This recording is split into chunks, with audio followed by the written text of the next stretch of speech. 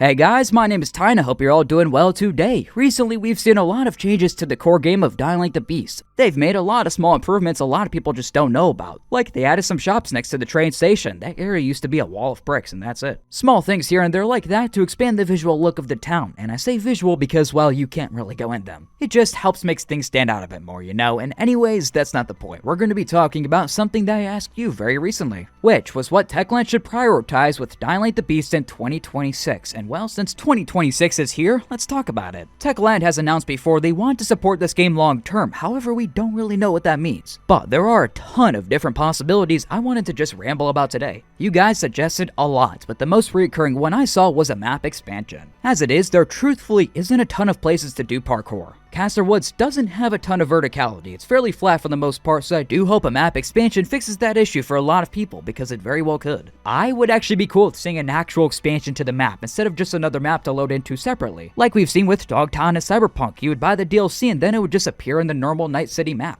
They took an area underutilized in the main game and turned it into one of the best story DLCs I would say ever. And so I can see Techland trying to go a similar route too because, well, we know it works. Although, of course, it'd be really nice if it was free. Like, to be honest, I have a hard time seeing this game get a full-on DLC, but I don't know. If they do something, I could see them adding snowmobiles, maybe we can actually see snow in the map. Beyond just the ending for the main game, like I can give Techland ideas for years, man. In general though, it feels like this game has its slums or Old Villador, but is missing its Old Town, the original one I'm talking about, or the Central Loop. That big second map that opens up and completely changes how you initially play the game, and honestly, you just don't get that feeling at all in this one. It needed more of a parkour playground with really just more verticality, because I miss that feeling in these games of climbing an incredibly tall structure and taking it all in. Like the first time you climb the VNC tower, or the first time you go up the elevator in the first game's tower and look at Haran from a high view and just think, wow man, games have come far, and that was in 2015. The closest thing in Dying Light the Beast you'll get to with that feeling is probably the Baron's Castle, which as I've said before, I do hope we see more improvements to in the future. There are also some corners of the map that feel like there was supposed to be a little extra something, but it's a bit barren. So, squeeze a few more volatile hives out there. But truthfully, what I would really want to see is a full-on nest of hives, and you know, we do see some in that one mission, but that's kind of it, so it'd be cool if they expand upon that at some point. Before this game came out, we heard there would be a full-on underground cave system, and while we do got some cool spots, I was hoping for more Tears of the Kingdom completely interconnected underground. Was I expecting too much? Yeah, probably.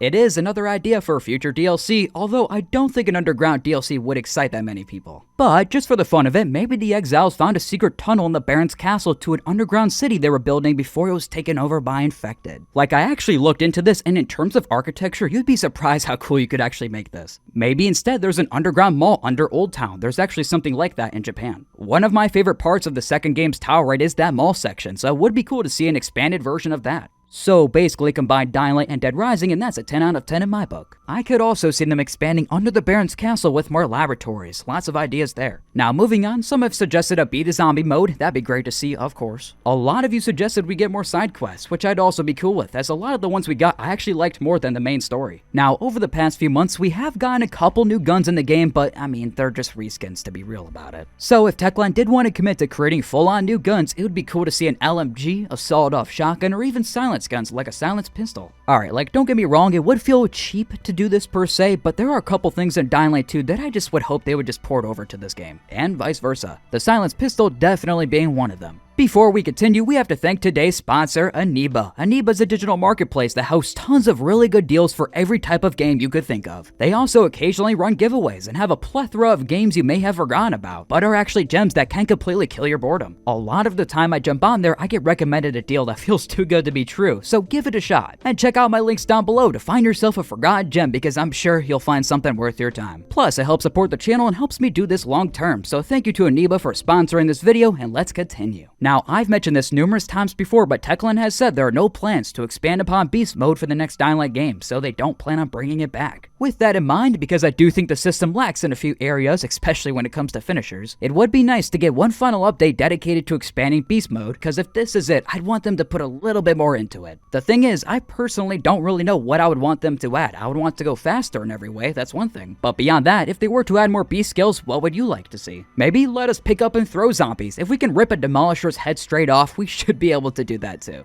I may be alone with this one, but having an option to auto-loot bodies for ammo and stuff would be just so glorious, so helpful. But I get it, for the sake of immersion, seeing that animation of you running over and picking it up yourself does add to the whole experience, it really does. But that is just more of a personal thing. I don't think a ton of people actually care about how long it takes to pick stuff up. I also think it'd be great at some point to incorporate more environmental destruction. I like being able to break shelves to get certain items or break a box to crawl into somewhere, but for like how old this place is supposed to be, I do feel like there should be more destructible stuff, more of those fun sandbox elements. I know it's gotten old to compare this game to the first one, but kicking zombies onto those wooden rooftops and having them fly through is the type of energy I'm looking for in this game. I also saw some suggestions for bounties, maybe revolved around hunting down Chimera. A lot of people, including myself, want replayable Chimeras in some sort of way. It's one of the things I actually asked for most. I'm sure those Chimera boss fights were designed around the arenas they're in, but I do think there's a ton of potential to reuse them in different ways. And they kinda already have been with the PUBG mobile quest. So I wouldn't be surprised if we see more of that in the future. One thing that I don't think was mentioned by anyone, which was really surprising, was events. I thought someone would name a few collaboration ideas with other games they would like to see, but I guess not. The one that I would like to see happen is a collab with Dead Island, but I have a hard time seeing that one happen, unfortunately. On another note, 2025 has ended and we still have no idea when the last gen versions are coming, even though the website says end of 2025, so yeah. No word if these versions will still release or what's going on with them, but they'll have to say something at some point. So, with that said, those are just a few of the many ideas that me and many of you think will bring an extra spark to this game, and give it a little more longevity. I mean, truthfully, we all want to see this game last as long as possible, get as much support as it can. So, let's hope for the best. So share your thoughts down below, subscribe to stay up to date on all the latest Dying Light news, and have a glorious day. Adios.